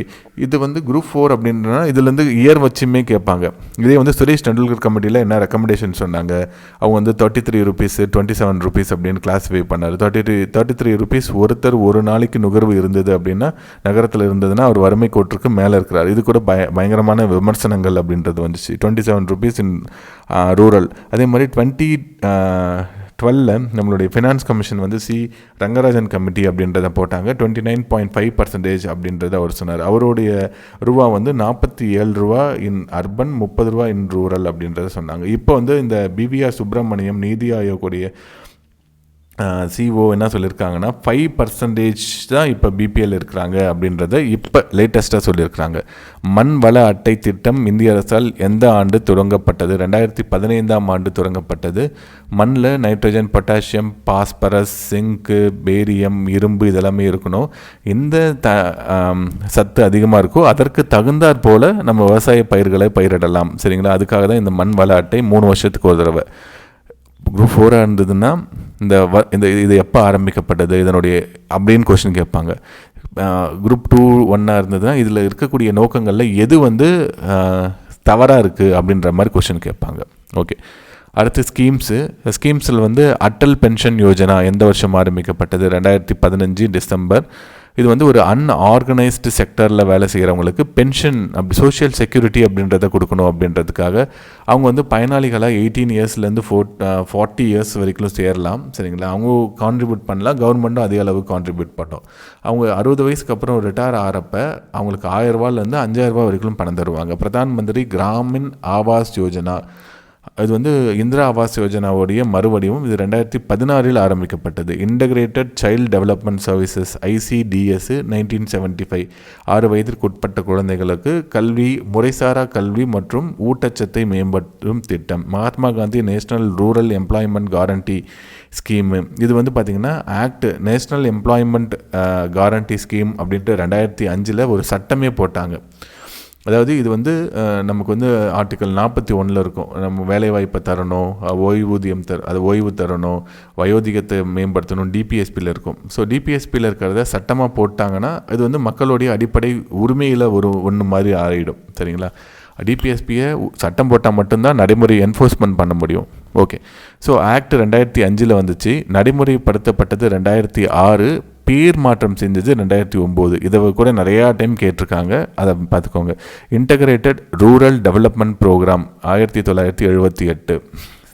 Okay, Swarna Jayanti, Rozgar Yojana, அப்புறம் பார்த்திங்கன்னா இது எல்லாமே இப்போ நேம் ரீசேஞ்ச் ஆகிட்டே இருக்குது, நேம் சேஞ்ச் பண்ணிகிட்டே இருக்காங்க. ஓகே, இந்த சீக்வென்ஷியல் ஆர்டரில் B35421 பார்த்துக்கோங்க. Who amongst the following was never governor of RBI? RBI உடைய கவர்னர். இதுவும் ரொம்ப முக்கியமானது. இங்கே இருக்கிற சி ரங்கராஜன், YV ரெட்டி, ஜலான் இவங்க எல்லாருமே இருந்தாங்க. இந்த அருண் ராய் சௌத்ரி அப்படின்றது மட்டும் இல்லை. இதெல்லாம் டஃப்பான கொஸ்டின். நமக்கு சி ரங்கராஜன் ஓரளவு கெஸ் பண்ணலாம், YV ரெட்டி கூட கெஸ் பண்ணலாம். பிமல் ஜலானும் அரூப் ராய் சௌத்ரியும் நமக்கு 2 ஆப்ஷனை எலிமினேட்டே பண்ண முடியாது. அப்புறம் நம்ம லக்கில் தான் போடுவோம். ஸோ இதுக்கு நம்ம எவ்வளோ தான் படிச்சுட்டு போனாலும் இப்போ மொத்தமாக இருக்கக்கூடிய 25 கவர்னரையும் நம்ம படிச்சுட்டு போகிறோன்னா கண்டிப்பாக ஞாபகமும் இருக்காது. ஸோ இது மாதிரி இது வைல்டு எலிமினேஷன் தான் நம்மளால் பண்ண முடியும். ஸோ RBI 1935 தான் ஆக்ட் 1934 ஆக்டின் படி 35 உருவாக்கப்பட்டது. ஸ்மித் அதனுடைய முதல் கவர்னராக இருந்தார். 1943 தேஷ்முக் இவர் தான் இந்தியாவுடைய முதல் கவர்னர் ஆஃப் RBI. சரிங்களா? இப்போ இருக்கிறவர் சக்திகாந்தா தாஸ், ஒரு IAS ஆஃபீஸர். இவர் 25th கவர்னர். ஸோ இது கூட ஆர்டர் கேட்பாங்க. இதுக்கு முன்னாடி Urjit Patel 24th, 23rd Raghuram Rajan, 24th Subba Rao, 23rd YV Reddy. So லேட்டஸ்ட்டாக இருக்கிறத மட்டும் ஒரு 4-5 ஞாபகம் வச்சுக்கோங்க, யாருக்கு அப்புறம் யார் அப்படின்றத. இதே மாதிரி பிரசிடெண்ட்டு, அதுக்கப்புறம் வைஸ் பிரசிடெண்ட்டு, ஸ்பீக்கர், இதை வச்சு கொஸ்டின் கேட்பாங்க. ஓகே, மத்திய மாநில அரசுகளுக்கு இடையிலான நிதி பகிர்வு அப்படின்றதுக்காக வரும். இது வருமான வரி மத்திய அரசால் வரி விதிக்கப்பட்டு மாநில அரசுக்கு வரி பகிர்ந்து அளிக்கப்படுகிறது. வருமான வரி எவ்வளோ இருக்கணும் பட்ஜெட்டில் எதிர்நோக்கிக்கிட்டே இருப்போம். ஏதாவது இன்கம் டேக்ஸில் எக்ஸம்ஷன் ஏதாவது தராங்களா அப்படின்றது. சரிங்களா? 2.5 lakhs மேலே இருந்தால் தான் இன்கம் டேக்ஸ், அது மாதிரிலாம் இருக்கும்ல. 5 lakhs வரைக்கும் இன்கம் டேக்ஸ் இல்லை. அதெல்லாமே மத்திய அமைச்சரவை தான் முடிவு பண்ணும். ஓகே, கார்ப்பரேஷன் டேக்ஸ் மத்திய அரசால் விதிக்கப்பட்டு அவங்களால் வசூலிக்கப்படுகிறது. இப்போ இன்ஃபோசிஸ் அப்படின்னு ஒரு கம்பெனி இருக்குது அப்படின்னா அது ஒரு பெரிய கார்ப்பரேஷன், அதுக்கு லாபம் வரும். அந்த லாபத்தில் ஒரு சர்டன் பர்சன்டேஜ் அப்படின்றது அரசாங்கத்துக்கு வரியாக கொடுக்கணும். அடுத்து தொழில் வரி ப்ரொஃபஷனல் டேக்ஸ் அப்படின்னு சொல்லுவோம். அது மாநில அரசுகளால் வசூலிக்கப்பட்டு, அதாவது உள்ளாட்சி அமைப்புகளுக்கான வரி, இதெல்லாமே மாநில அரசுகளால் வசூலிக்கப்பட்டு உள்ளாட்சி அமைப்புகளுக்கு வழங்கப்படுகிறது. ஓகேங்களா? முத்திரை வரி அப்படின்றது மத்திய அரசாங்கத்தால் விதிக்கப்பட்டு ஆனால் மாநில அரசாங்கங்களால் சேகரிக்கப்பட்டு, இப்போ நீங்கள் ஒரு இடம் பதிவு பண்ண போகிறீங்க அப்படின்னா அதுக்கு நீங்கள் அதனுடைய வேல்யூவேஷனுக்கு, அந்த லேண்டோடைய வேல்யூவேஷனுக்கு ஒரு 7% அப்படின்றது நீங்கள் ஸ்டாம்ப் வாங்குவீங்க, முத்திரை தாள் வாங்குவீங்க. அதுக்கு போகக்கூடிய வருமானம் நம்மளுடைய மாநில அரசுக்கு தான், மாநில அரசுடைய கஜானாவுக்கு தான் போகும். ஓகேங்களா? ஓகே. பக்காரோ ஸ்டீல் பிளான்ட் எந்த நாட்டின் உதவியுடன் செய்யப்பட்டது? அதாவது நம்மளுடைய அடிப்படையான நம்மளுடைய தேவை என்னென்னா, நம்மளுடைய இரும்பு தொழிற்சாலைகள் ஆரம்பத்தில் ஆரம்பிக்கும். இப்போ ஜிஆர்டி டாட்டா ஆரம்பித்தார், சரிங்களா, ஜாம்ஷெட்பூரில் 1907. அதுக்கப்புறம் இரும்பு தொழிற்சாலைகள் அப்படின்றது இல்லை. தொழிற்சாலைகள் அனைத்திற்கும் மிக அடிப்படையான தேவை வந்து இரும்பு தான். ஸோ இரும்புக்கான ஆலைகள் அப்படின்றது பெருசாக இல்லாததுனால வெளிநாட்டோட உதவியோடு நம்ம பண்ணோம். அப்போ நம்மக்கிட்ட இன்வெஸ்ட்மெண்ட் இல்லை. ஸோ பிலாய் ரஷ்யாவோட உதவியோடையும், துர்காபூர் இங்கிலாந்தோட உதவியோடையும், ரூர்கேலா ஜெர்மனியோட உதவியோடையும், பக்காரோ ரஷ்யாவுடைய உதவியோடையும் பண்ணோம். நீங்கள் அப்படியே பார்த்தீங்க அப்படின்னா இந்த 3 எழுத்து 3 எழுத்து 4 எழுத்து 4 எழுத்து, ஸோ இதே மாதிரி தான் இருக்குங்க. அதை வச்சு நம்ம ஓரளவு இதை வந்து ஞாபகம் வச்சுக்கலாம். துர்காபூர் 5 எழுத்து, இங்கிலாந்து 6 எழுத்து இருக்குது, இங்கிலாந்து அப்படின்னு மட்டும் வச்சுக்கோங்க, கீ போடாதீங்க, சரிங்களா. ஸோ அது மாதிரி ஏதோ நாங்கள் படித்தப்போ இது மாதிரி ஞாபகம் வச்சுட்டோங்க, சரிங்களா. சரி, ஷார்ட்கட்ஸ் எல்லாமே பேத்தல் தான். எனக்கு நான் அப்போ படித்தது இப்போ ஞாபகம் வந்துச்சு, அதனால் நான் சொன்னேன். ஓகே. அடுத்து கமிட்டிஸு. தத் கமிட்டி, இண்டஸ்ட்ரியல் லைசன்சிங். தத்து வந்ததுக்கப்புறம் தான் லைசன்சிங் வந்து, முன்னாடி லைசன்ஸ் ராஜ் அப்படின்றது இருக்கும், பயங்கர டஃப்பாக இருக்கும். அந்த லைசன்ஸ் வாங்கிறதுக்குள்ளே கவர்மெண்ட் அதிகாரிகள் படுத்தக்கூடிய பாடு அதிகமாக இருக்கும். இப்போ அதெல்லாம் கம்மியாயிடுச்சு. Raj committee agricultural tax, Wanchoo committee direct tax, Karve committee நம்மளுடைய village and small scale industry. Committees ரொம்ப முக்கியம். நம்ம முன்னாடி சொன்ன மாதிரி நம்ம பார்த்து ஆகணும். பசுமை புரட்சி இதற்கு வழிவகுத்தது. அனைத்து உணவு தானிய உற்பத்தியிலையும் ஊக்கம் அளித்தது கிடையாது. நம்மளுடைய கோதுமை உற்பத்தியிலையும் அதே மாதிரி அரிசி உற்பத்தியிலையும் தான் அதிகமான பிராந்திய ஏற்றத்தாழ்வு அதிகரித்தது. கரெக்டு. அதாவது நம்மளுடைய regional inequality, regional disparities, Punjab நல்லா இருந்துச்சு, ஆனால் மத்திய பிரதேசில் ஒன்றும் பெருசாக வளரல, ராஜஸ்தானில் ஒன்றும் பெருசாக வளரல, தமிழ்நாடு ரொம்ப நல்லா இருந்தது, கேரளாவில் எதுவும் இல்லை. இதனால் என்ன ஆயிடுச்சு, இந்த பிராந்தியம் ஏற்றத்தாழ்வு அப்படின்றதும் நிறைய ஆயிடுச்சு.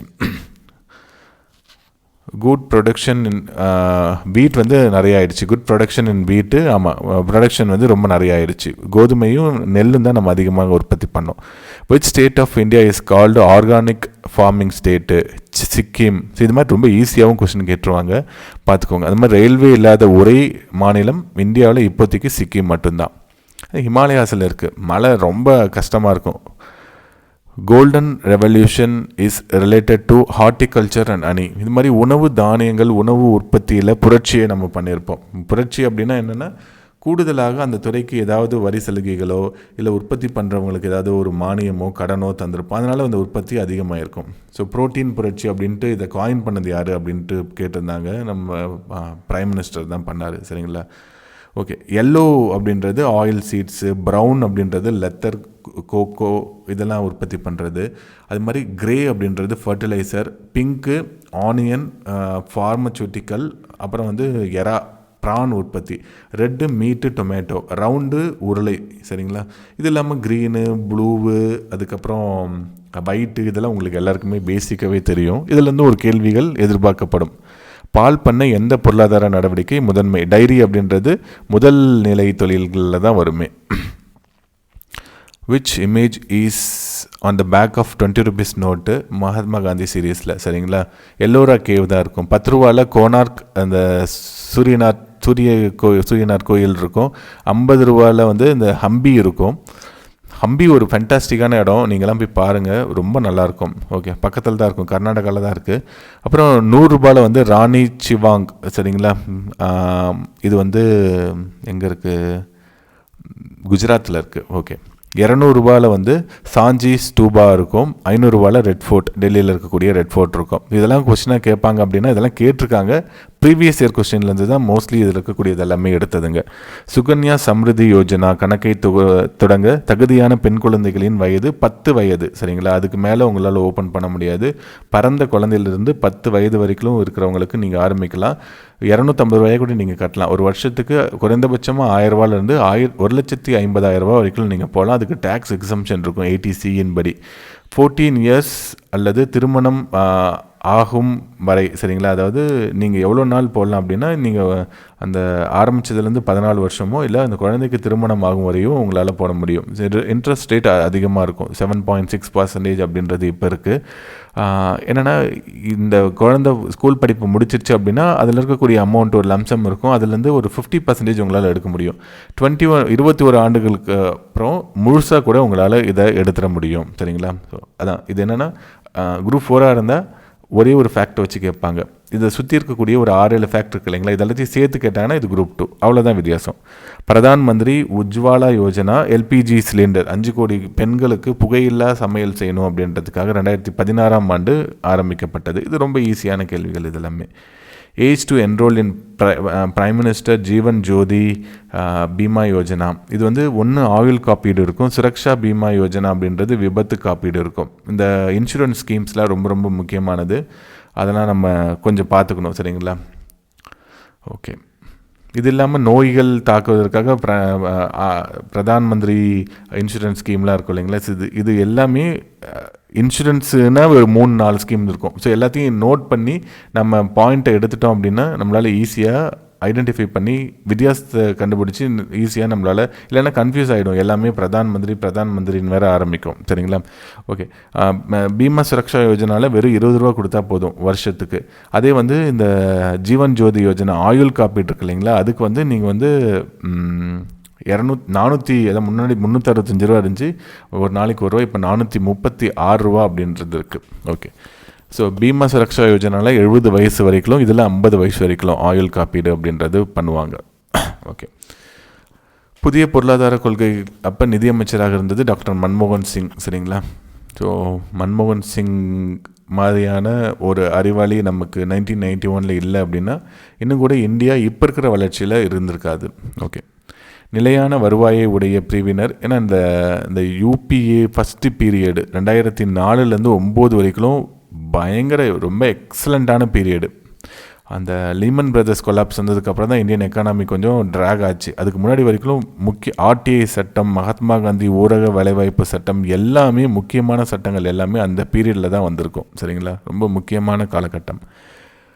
நிலையான வருவாயை உடைய பிரிவினர் பணவீக்கத்தினால் பெரிதும் பயனடைவார்கள், கண்டிப்பாக பாதிக்கப்படுவார்கள். நிலையான வருவாய்னா எனக்கு இன்றைக்கி 100 ரூபா தான் வருமானம், நான் மிடில் கிளாஸாக இருக்கிறேன், எனக்கு அடுத்த மாதமும் 100 ரூபா தான் வருமானம், அடுத்த வருஷமும் 100 ரூபா தான் வருமானம். ஆனால் இன்ஃப்ளேஷன் ஒரு வருஷமும் 5% 6% ஏறிக்கிட்டே இருக்கும். அப்போ ஃபிக்ஸ்டு சேலரி இருக்கிறவங்களுக்கு பாதிப்பு அடைவாங்க. உற்பத்தியாளர்கள், வணிகர்கள், தொழில் முனைவோர்கள், இவங்க எல்லாமே அந்தந்த சைக்கிளுக்கு தகுந்த மாதிரி. இப்போ தக்காளியை விற்கக்கூடிய வியாபாரி இன்றைக்கி 20 ரூபாய்க்கு விற்பார், நாளைக்கு அதை 30 ரூபாய்க்கு விற்பார். அப்போ அவருக்கு ஒரு 10% வருமானம் அதுலேருந்து வருதுன்னா 20 ரூபாவில் 2%னா 20 ரூபாவில் 10%னா 2 ரூபா. அவர் 30 ரூபா விற்கிறப்ப அவருக்கு 3 ரூபா வரும். ஸோ அப்போ என்ன ஆகிடும், தொழில் முனைவோருக்கு அதிகப்படியான வருமானம் அப்படின்றது வரும்.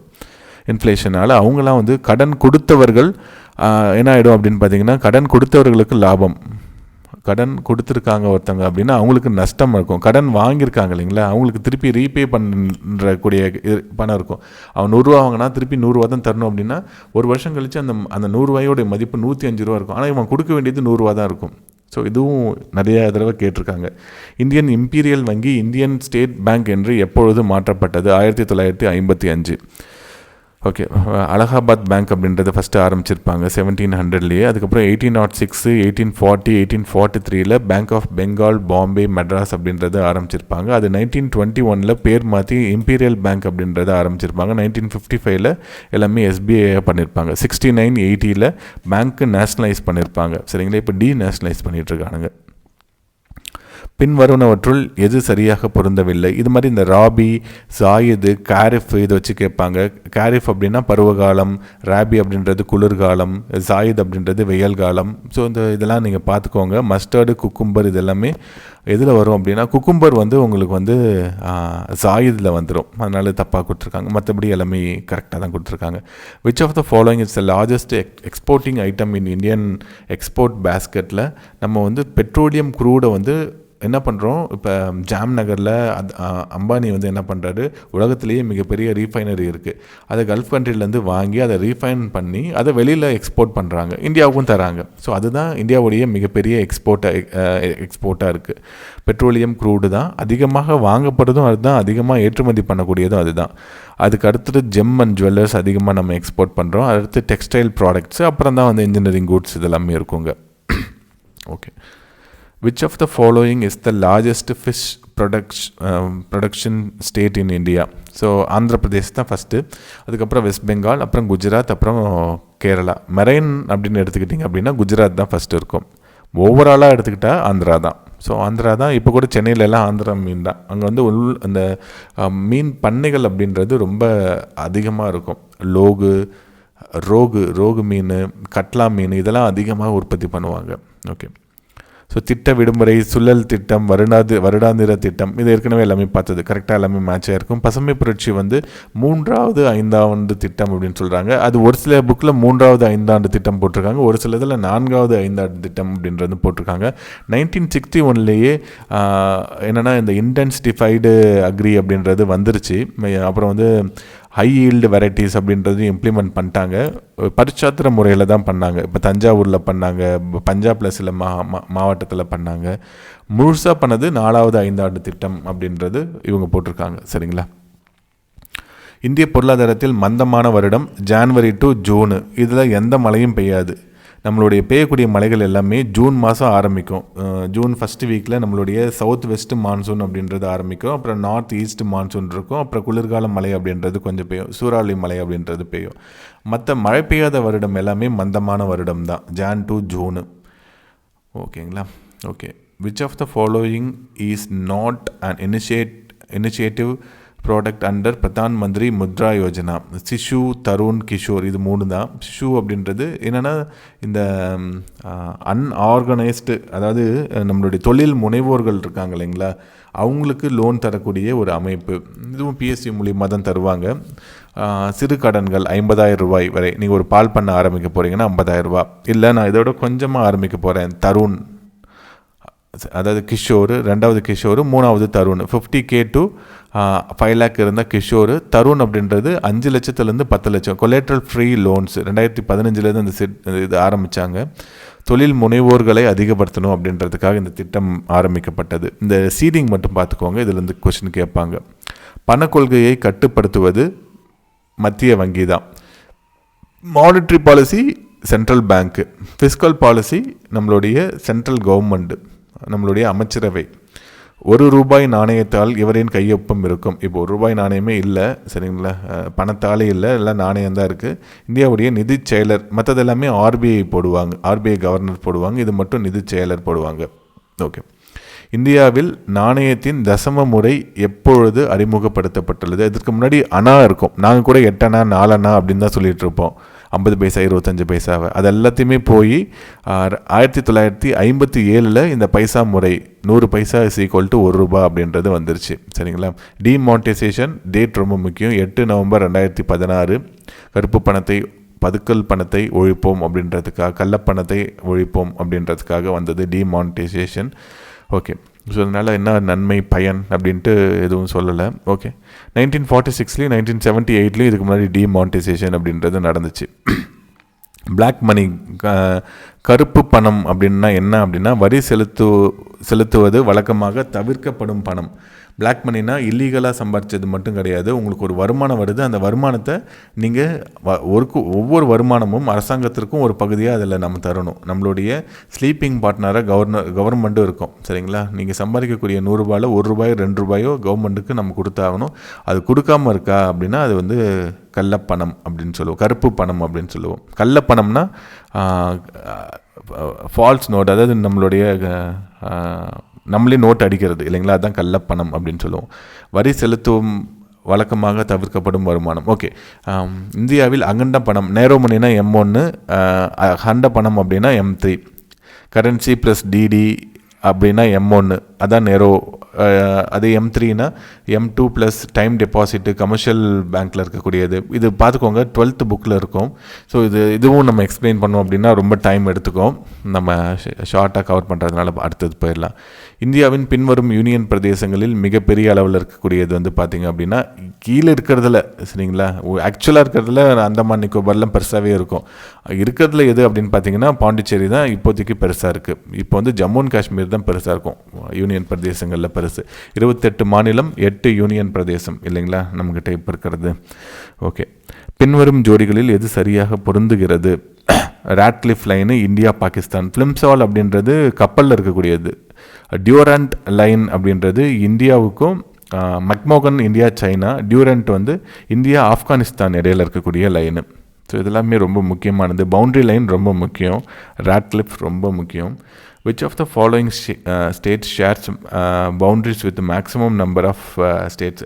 இது உத்தரப்பிரதேஷ் தான் மிக அதிகமான மாநிலங்களுடைய எல்லையை பகிர்ந்து கொள்கிறது. எந்த கண்ட்ரி அதிகமான, அதாவது எந்த மாநிலம், இது மாதிரி கொஸ்டின் கேட்பாங்க, எந்த மாநிலம் அதிகமான வெளிநாடுகளுடன் பிற நாடுகளுடன் எல்லையை பகிர்ந்துக்குது அப்படின்னா சிக்கிம் தான் ஃபஸ்ட்டு.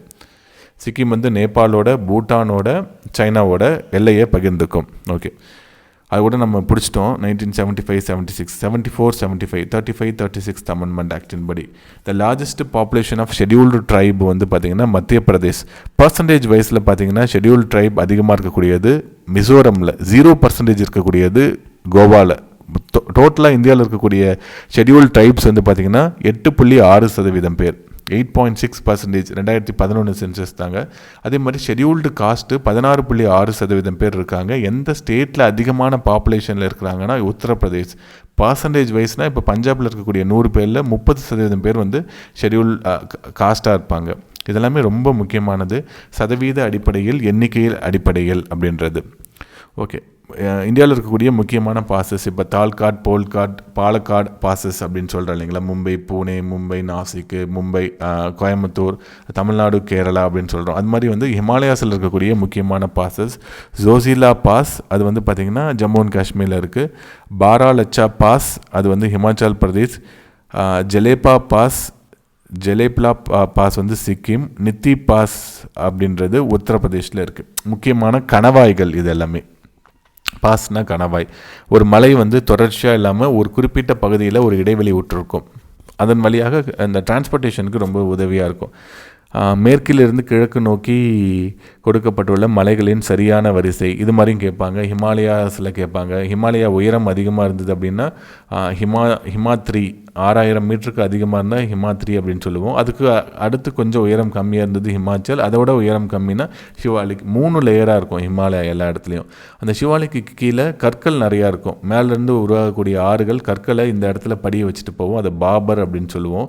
அதுக்கு கீழே இருக்கக்கூடிய லேண்ட் வந்து மார்ஷி லேண்டாக, சேரு சகதியமாக இருக்கும். அது வந்து தராய் அப்படின்னு சொல்லுவோம். இதை நீங்கள் கொஞ்சம் அந்த பிக்சரை ஞாபகம் வச்சுக்கோங்க, ஈஸியாக நம்மளால் முடியும். அது மாதிரி டிரான்ஸ் ஹிமாலயா, மத்திய ஹிமாலயா, ஈஸ்ட் ஹிமாலயா அப்படின்னு பிரிப்போம். சரிங்களா.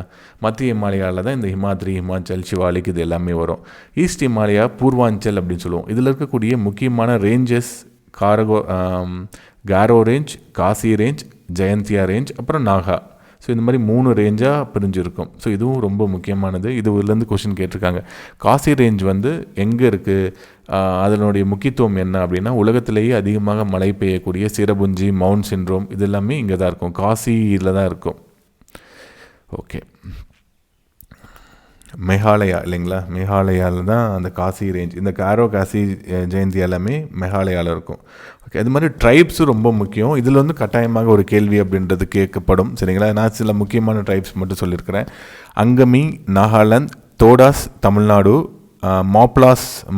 மாப்பிள்ளைகள் கிளர்ச்சி 1921 இந்தியாவில் ஒத்துழையாமை இயக்கம் நடக்கிறப்ப நடக்கும் இல்லைங்களா. அவங்க வந்து கேரளாவில் இருக்காங்க. பிர்கஹோர்ஸ் அப்படின்றவங்க மத்திய பிரதேஷ். காசி மேகாலயா, நான் முன்னாடியே சொன்னேன் காசி மேகாலயா அப்படின்ட்டு. ஓகே, இந்தியாவின் 2வது பெரிய நதிப்படுக்கை எது அப்படின்னா, இப்போ பிரம்மபுத்திராவுடைய நதிப்படுக்கை ரிவர் பேசின் அப்படின்றது ரொம்ப பெருசு தான். ஆனால் அது இந்தியாவில் இருக்கா அப்படின்னா இந்தியாவில் கம்மியான பகுதி தான் இருக்குது. அப்போ இந்தியாவில் மிகப்பெரிய நதிப்படுக்கை அப்படின்னா கங்கா, அதுக்கப்புறம் கோதாவரி.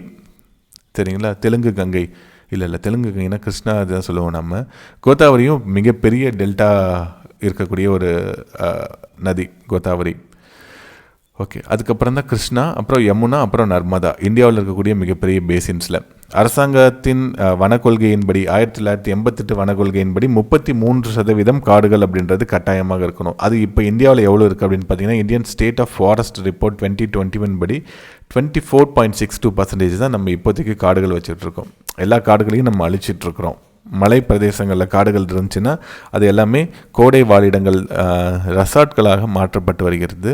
ஓகே, இந்தியாவில் பின்வரும் மண் வகைகளில் பரப்பளவு அடிப்படையில் இறங்கு வரிசை. ஸோ ஃபஸ்ட்டு வண்டல் மண் அதிகமாக இருக்குது, ரெண்டாவது சிவப்பு மண், அடுத்து மூன்றாவது பிளாக் சாயில், அடுத்து வந்து லேட்ரைட் சாயில். லேட்ரைட் சாயிலில் அதிகப்படியான மழைப்பொழிவும் அதிகப்படியான வெப்பமும் இருந்தது அப்படின்னா அதுதான் லேட்ரைட் சாயில் அப்படின்னு சொல்லுவோம். சாயிலும் ரொம்ப இன்ட்ரெஸ்டிங்காக இருக்கும்.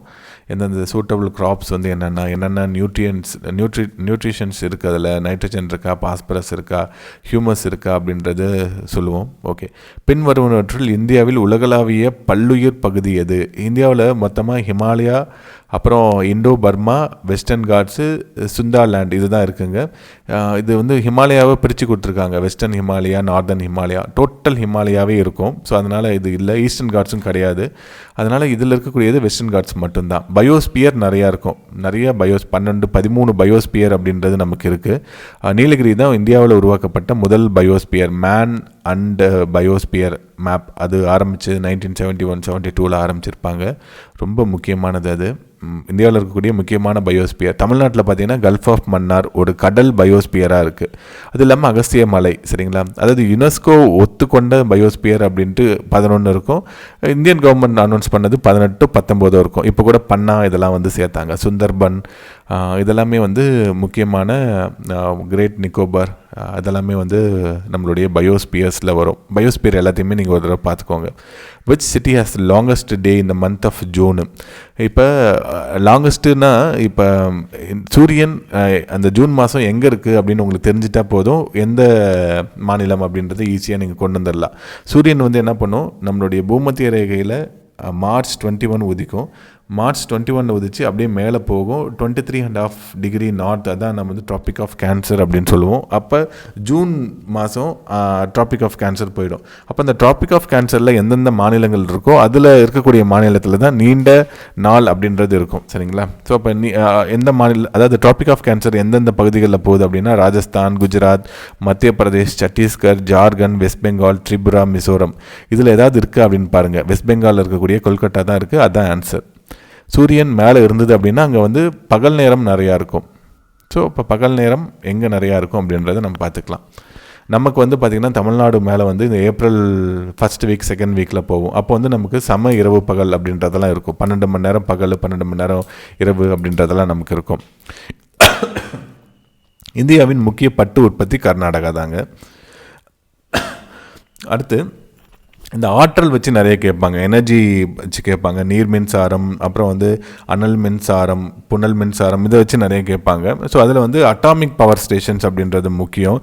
அடுத்து கக்ரபெரா அப்படின்றது குஜராத்தில் இருக்குது, நரோரா உத்தரப்பிரதேஷ், கல்பாக்கம் கூடன்குளம் இதெல்லாமே தமிழ்நாடு, தாராப்பூர் அதான் பெரிய power station Maharashtra, quota Rajasthan. Quota நமக்கு தெரியும், நீட் எக்ஸாம் படிக்கிறதுக்கெல்லாம் போகிறது இல்லைங்களா? கோட்டா ரொம்ப முக்கியமான ஊர். ஓகே, லிக்னைட் நிலக்கரியை அதிக அளவில் உற்பத்தி செய்யும் இந்திய மாநிலம் தமிழ்நாடு தாங்க. நெய்வேலியில் தான் மிகப்பெரிய அளவு இந்த இருப்பு அப்படின்றது இருக்குது. அரியலூர் இந்த பகுதி பெல்ட்டில் தான் மிகப்பெரிய அளவு இந்த பழுப்பு நிலக்கரி அப்படின்றது இருக்குது. லிக்னைட்டில் இந்த கார்பனுடைய பர்சன்டேஜை வச்சு நம்ம கிளாஸிஃபை பண்ணுவோம். ஸோ அதுவும் நீங்கள் பார்த்துக்கோங்க, அதுவும் ரொம்ப முக்கியம். ஆந்த்ரசைட்டு, பிட்டுமினஸு, பீட்டு இது மாதிரி நம்ம கிளாஸிஃபை பண்ணுவோம். Largest goal mine in India வந்து கப்ரா, அதுதான் வந்து சத்தீஸ்கரில் இருக்குது. இதுவும் ஒரு தடவை இப்போ கொஸ்டினாக கேட்டிருந்தாங்க. Okay, match the following minerals place. Mica Hazaribagh, வைரம் பன்னா. ஸோ வைரம் வந்து இந்த பன்னா சுரங்கம் தான். Manganese Bellary, copper Chhindwara. இதெல்லாம் எந்தெந்த ஸ்டேட்டில் இருக்குது அப்படின்றத நீங்கள் பார்த்து வச்சுக்கோங்க. அதே மாதிரி இந்த ரிசர்ச் இன்ஸ்டியூட்ஸு, அக்ரி ப்ராடக்ட்ஸ் சார்ந்த ரிசர்ச் இன்ஸ்டியூட்டும் கேட்பாங்க. அது இல்லாமல் இண்டஸ்ட்ரீஸ் சார்ந்த ரிசர்ச்சும் கேட்பாங்க. Central building research institute, so அது வந்து பார்த்திங்கன்னா ரூர்க்கியில் இருக்குது. Central road new Delhi, central drug Lucknow, central leather Chennai, சரிங்களா? CLRI நம்மளுடைய அடையாரில் இருக்கும். இது மாதிரி ரிசர்ச் இன்ஸ்டியூட்ஸும் ரொம்ப முக்கியம். ஒரு மொத்தமே 10 தான் இருக்கும். நெல்லுக்கான ஆராய்ச்சி மையம் எங்கே இருக்குது, அது மாதிரி தமிழ்நாட்டில் எங்கே இருக்குது, அது மாதிரி கரும்புக்கு எங்கே இருக்குது, கோதுமைக்கு எங்கே இருக்குது, அப்புறம் வந்து சர்க்கரைக்கு எங்கே இருக்குது, இதெல்லாம் பார்த்து வச்சுட்டாவே ஒரு 10 லைன் தான் இருக்கும். இதுலேருந்து கட்டாயமாக கேள்விகள் கேட்கப்படுது. அதே மாதிரி நேஷ்னல் பார்க் நம்ம இதில் மோஸ்ட்லி எல்லாத்தையுமே கவர் பண்ணணும் அப்படின்றதுக்காக தான் இது எடுத்ததுங்க இந்த கொஸ்டின் பேப்பரே. ஓகே, இது டிஸ்கிரிப்ஷன் லிங்க்கில் இருக்கும், நீங்கள் பார்த்துக்கோங்க. கார்பெட் தேசிய பூங்கா ஃபஸ்ட்டு தேசிய பூங்காவே தான் உத்தராகண்ட். அப்போ உத்தரப்பிரதேஷாக இருந்தது, அப்புறம் பிரிஞ்சதுனால உத்தராஞ்சல்.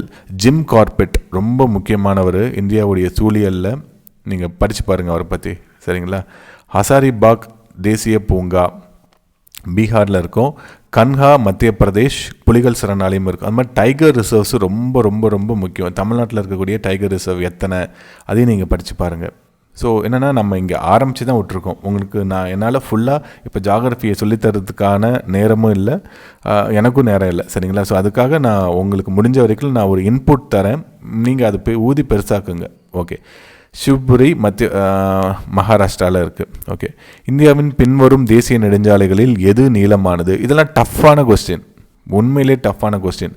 நமக்கு NH1 எங்கே ஆரம்பித்து எங்கே முடியுன்னே தெரியாது.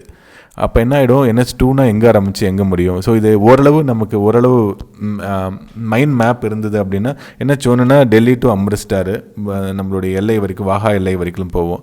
NH2னா டெல்லி டு கொல்கட்டா, டெல்லியிலேருந்து கொல்கட்டா. அடுத்து NH3 ஆக்ரா டு மும்பை, அதாவது டெல்லி டு மும்பை. NH4 வந்து மும்பை டு சென்னை. ஸோ இதில் வந்து டெல்லி டு கொல்கட்டா தான் நீளமானது. இதில் கொடுத்ததில் NH7 தான் இந்தியாவிலேயே நீளமான சாலை, இல்லைங்களா. Okay, which city is served by diamond harbour, அதாவது வைர துறைமுகம் என்று அழைக்கப்படுவது நம்மளுடைய கொல்கட்டா டைமண்ட் ஹார்பர். ஸோ துறைமுகங்களும் ரொம்ப முக்கியம். நம்மளுடைய மங்களூர் துறைமுகம், கோவா மர்மகோவா துறைமுகம், விசாகப்பட்டினத்தில் இருக்கக்கூடிய டால்ஃபின் நோஸு, இந்தியாவுடைய மிகப்பெரிய துறைமுகமாக இருக்கக்கூடிய பம்பாய் துறைமுகம், அப்புறம் நவசேனா துறைமுகம், கார்ப்பரேட் ஹார்பர் அப்படின்னு கார்ப்பரேட் போர்ட் அப்படின்னு சொல்லக்கூடிய எண்ணூர் போர்ட்டு, பெரிய ஆர்டிஃபிஷியல் போர்ட்டாக இருக்கக்கூடிய சென்னை, இரும்புத்தாது எங்கேருந்து அதிகமாக ஏற்றுமதி பண்ணுறாங்க. இதெல்லாம் ரொம்ப ரொம்ப முக்கியமானது. ஈஸியாக கொஸ்டினில் கேட்பாங்க. இந்த பகுதியில் எல்லாமே நீங்கள் ஒரு டைம் படிச்சிட்டிங்க அப்படின்னா, மைண்ட் மேப் இருந்தது அப்படின்னா ஈஸியாக உங்களால் ஆன்சரும் பண்ண முடியும். இந்தியாவில் எந்த பகுதி டோக்ரி பேசப்படுகிறது? 92nd கான்ஸ்டியூஷனல் அமெண்ட்மெண்ட் படி இந்தியாவில் அட்டவணையில் சேர்க்கப்பட்டது. நம்மளுடைய 8வது அட்டவணையில் இருக்கக்கூடிய மொழிகள் தான் நம்ம கான்ஸ்டியூஷனல் லாங்குவேஜ் அப்படின்னு சொல்லுவோம். நமக்கு நேஷ்னல் லாங்குவேஜ் அப்படின்றது எதுவும் கிடையாது. ஹிந்தி நேஷ்னல் லாங்குவேஜ் ஆனால் கிடையாது. அரசியலமைப்பு அது ஒத்துக்கவே இல்லை. ஸோ 92nd கான்ஸ்டியூஷன் அமெண்ட்மெண்ட்டில் முன்னாடி 18 இருந்ததை 4 சேர்த்தாங்க. போடோ, டோக்ரி, மைத்ரி, சந்தாலி. போடோ அப்படின்றது அஸ்ஸாமில் பேசுகிறாங்க, டோக்ரி ஜம்மு அண்ட் காஷ்மீரில், மைத்ரி பீகாரில், சந்தாலி ஜார்க்கண்ட், ஒரிசா, வெஸ்ட் பெங்கால்லையும் பேசுகிறாங்க, சரிங்களா. லோக்டாக் அப்படின்றது மிதக்கும் தேசிய பூங்கா. இந்தியாவின் ஒரே மிதக்கும் தேசிய பூங்கா மணிப்பூரில் இருக்குது, Loktak. Where was India's first rocket launching station? தும்பாவில் இருக்குது. தும்பா நம்மளுடைய கேரளாவில் திருவனந்தபுரம் பக்கத்தில் இருக்கும். அது பூமத்திய ரேகைக்கு அருகில் இருந்தது அப்படின்னா அங்கே வந்து நம்மளுடைய ஈர்ப்பு விசை அப்படின்றது கம்மியாக இருக்கும். பூமியோடைய ஈர்ப்பு விசை ரொம்ப கம்மியாக இருக்கக்கூடிய இடம் அப்படின்னா பூமத்திய ரேகை தான். அப்போ ஈஸியாக நம்மளால் சேட்டலைட்டை, நம்மளோட ராக்கெட்டை லான்ச் பண்ண முடியும். இங்கேருந்து பெரிபொருள் ரொம்ப குறைவாகும். அதனால தான் நம்மளுடைய பூமத்திய ரேகை பகுதிகளில் மட்டும்தான் நம்மளுடைய ராக்கெட் லான்ச்சிங் ஸ்டேஷன்ஸே வச்சுருப்பாங்க. ஆனால் இப்போ நம்ம கமர்ஷியலாக நம்ம ஏவுறது எல்லாமே ரிசர்ச் பர்பஸ்க்கு மட்டும்தான் தும்பால ஏவுறோம். நம்மளுடைய ஸ்ரீஹரிகோட்டாலேருந்து தான் அதிகப்படியான மோஸ்ட்லி எல்லாமே ஸ்ரீஹரிகோட்டாலேருந்து தான் நம்ம ஏவிட்டுருக்குறோம். தமிழ்நாட்டிலேயும் இப்போ ஒன்று உருவாகிட்டு இருக்குது, சரிங்களா, ராக்கெட் ஏவுதளம் அப்படின்றது. Which language next to Hindi is spoken by largest? சரிங்களா, first Hindi, Bengali, Marathi, Telugu, Tamil. there is no scheduled caste population in Nagaland. scheduled caste அப்படின்ற ஒரு கேட்டகரி, அங்கே எல்லாமே scheduled tribe. North eastern state ஃபுல்லுமே scheduled tribe இருப்பாங்க. there is no scheduled tribe population பஞ்சாபில் இல்லை, சரிங்களா. which one of the following state has highest density of population? Bihar 106 பேர் இருக்காங்க ஒரு ஸ்கொயர் கிலோமீட்டரில். பாப்புலேஷன் டென்சிட்டி அப்படின்றது ஒரு ஸ்கொயர் கிலோமீட்டரில் எவ்வளோ மக்கள் இருக்கிறாங்க அப்படின்றது 382 அப்படின்றது இந்தியாவில் இருக்கிறாங்க. தமிழ்நாட்டில் 555 இருக்குது. இப்போ தாராவி மாதிரியான குப்பத்தில் 5 லட்சம் பேர் இருக்கிறாங்க ஒரு ஸ்கொயர் கிலோமீட்டரில், சரிங்களா. அதாவது 130 பேர் தான் சைனாலே இருக்கிறாங்க ஒரு ஸ்கொயர் கிலோமீட்டரில். நம்மளை விட 3 மடங்கு அவங்க குறைவாக இருக்காங்க, நம்ம தான் அதிகமாக இருக்கோம். ஓகே, மனித மேம்பாட்டு குறியீட்டில் மிக உயர்ந்த தரவரிசையில் உள்ள மாநிலம் எது அப்படின்னா கேரளா தான் இருக்குது. 2வது கோவா, அடுத்து சண்டிகர், டெல்லி. தமிழ்நாடு 14வது இடத்துல இருக்குது. இந்தியாவில் முதல் மக்கள் தொகை கணக்கெடுப்பு லார்ட் மேயோ பீரியடில் 1872ஆம் ஆண்டு ஏற்படுத்தப்பட்டது. 1881 லார்ட் ரிப்பன் தான் த்ரூ அவுட் இந்தியா வந்து மக்கள் தொகை கணக்கெடுப்பை எடுத்தாங்க. 60th census. ஆனால் இதையும் வந்து கால்குலேட் பண்ணிக்கிறாங்க, கவுண்டில் எடுத்துக்கிறாங்க.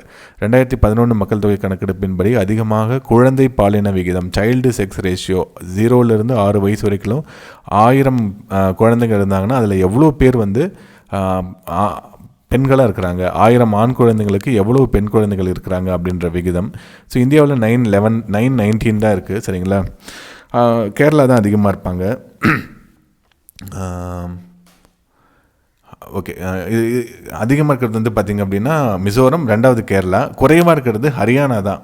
சைல்டு செக்ஸ் ரேஷியோலையும் சரி, செக்ஸ் ரேஷியோலையும் சரி, ஹரியானா தான் மிக குறைவாக இருக்காங்க. உலக மக்கள் தொகையில் 17.5%.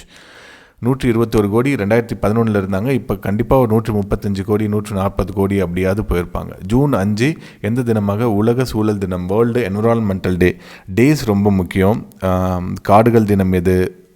மார்ச் 21ங்களா? அப்புறம் நீர் தினம் எது? பாப்புலேஷன் டே எது? World population day, world environmental day, world women day, world human rights day, world health day. அதுக்கப்புறம் பார்த்திங்கன்னா எர்த் டே. இதெல்லாம் வந்து நிறைய டைம் கேட்பாங்க. நேஷ்னல் லெவலில் national voters day, national girl child day, national science day. இதெல்லாமே முக்கியம். மொத்தமாகவே ஒரு 20 தான் இருக்கும். அதை வச்சு நம்ம ஈஸியாக நம்ம எலிமினேட் பண்ணி நம்ம கொண்டு வந்துட முடியும்.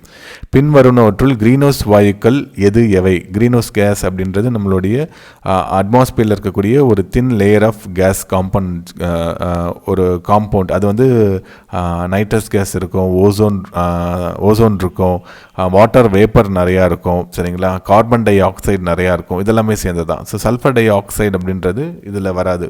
அமிலமலைக்கு காரணமானது. அமிலமலைனா pH 5.6 விட நம்ம பெய்யக்கூடிய மலையில் இருந்தது அப்படின்னா, நீரில் இருந்தது அப்படின்னா அமிலமலை அப்படின்னு சொல்லுவோம். சல்ஃபர் டை ஆக்சைடும் நைட்ரஜன் டை ஆக்சைடும் தான் ரொம்ப முக்கியமான காரணமாக இருக்கும். ஆட்டோமொபைல் வெளியேற்றும் மிக அபாயகரமான உலோக மாசு காரியம், லெட். சரிங்களா? லெட் ஃப்ரீ பெட்ரோல் அப்படின்ட்டு இப்போ அட்வர்டைஸ்மெண்ட் பண்ணிகிட்டே இருக்காங்க. வாகனங்கள் வெளியேற்றக்கூடியது அப்படின்னு பார்த்தீங்க அப்படின்னா கார்பன் மோனாக்சைடும் அதிகமாக வெளியேற்றும். சரியாக எரியப்படாத நம்மளுடைய ஹைட்ரோ கார்பன்ஸ் தான் கார்பன் மோனாக்சைடு. மிக அதிக அளவில் நச்சுத்தன்மை உடையது கார்பன் மோனாக்சைடு. நம்மளுடைய இரத்த சிவப்பணுக்களை நேரடியாக தாக்கும். ஹீமோக்ளோபின் கவுண்டை ஹீமோக்ளோபின் தான் ஆக்சிஜன் எடுத்துகிட்டு போவோம். அதை வந்து குறைச்சிரும். சரிங்களா? ரொம்ப முக்கியமான கேஸ். ஒலி மாசு எதில் அளவிடப்படுகிறது? டெசிபல். கடலில் இருந்து நிலத்திற்கு வீசும் காற்றுக்கு பேர் வந்து சீ பிரீஸ். பகல் நேரத்தில் கடலுடைய வெப்பநிலை கம்மியாக இருக்கும். நீர் வந்து லேட்டாக தான் சூடாகும். அதே நிலம் சீக்கிரமாக சூடாகிடும். அப்போ கடலுக்கு மேலே இருக்கக்கூடிய இடத்துல அழுத்தம் அப்படின்றது அதிகமாக இருக்கும். அதே நிலத்துக்கு மேலே இருக்க வந்து குறைந்த அழுத்தம் இருக்கும். அதிக அழுத்தத்துலேருந்து குறைந்த அழுத்தம். இது அப்படியே ரிவர்ஸில் ஆகும் நைட் நேரத்தில். ஓகே, பூகம்பங்கள் எவ்வாறு அளவிடப்படுகிறது? ரெக்டர் ஸ்கேலில் தான். 0 to 9 அப்படின்றதும் சொல்கிறாங்க. 0 to 9 ஆர் 1 to 10 அப்படின்னு சொல்லுவாங்க. சரிங்களா? அந்த மேக்னிடியூடில் அளவிட. மெர்காலி மீட்டரில் அதனுடைய இன்டென்சிட்டி, ஃபிசிக்கல் இம்பேக்ட் அப்படின்றது அளவிடப்படுகிறது. தேசிய பேரிடர் மேலாண்மை ஆணையத்தின் தலைமை தாங்குவது இந்திய பிரதமர். சரிங்களா? 2005ஆம் ஆண்டு வரப்பட்ட சட்டம். அதுவும் அடுத்த கேள்வியாக வந்துடுது. டிசாஸ்டர் மேனேஜ்மெண்ட்லாம் ரொம்ப முக்கியமானது. மெயின்ஸ் எழுதுறப்ப ரொம்ப முக்கியம். இதுலேயும் கொஸ்டின்ஸ் நிறைய கேட்குறாங்க. இந்தியாவில் சுனாமி எச்சரிக்கை மையம் எங்கு அமைந்துள்ளது? ஹைதராபாத்தில் அமைந்துள்ளது. சரி, நான் இப்போ நம்ம சொன்னது எல்லாமே ஒரு அறிமுகம் தாங்க. இந்த சப்ஜெக்டோடைய ஒரு அறிமுகம் தான். இதை நீங்கள் படிச்சிங்க அப்படின்னா இதில் இருக்கக்கூடிய கான்செப்ட்டு நாங்கள் டிஸ்கஸ் பண்ணது எல்லாமே உங்களுக்கு ஒரு ஐடியாவை உருவாக்கும். அதை வச்சு நம்ம இந்த சப்ஜெக்டை அப்ரோச் பண்ணோம் அப்படின்னா ஈஸியாக நம்மளால் இந்த எக்ஸாமில் பாஸ் பண்ண முடியுங்க. தேங்க்யூ.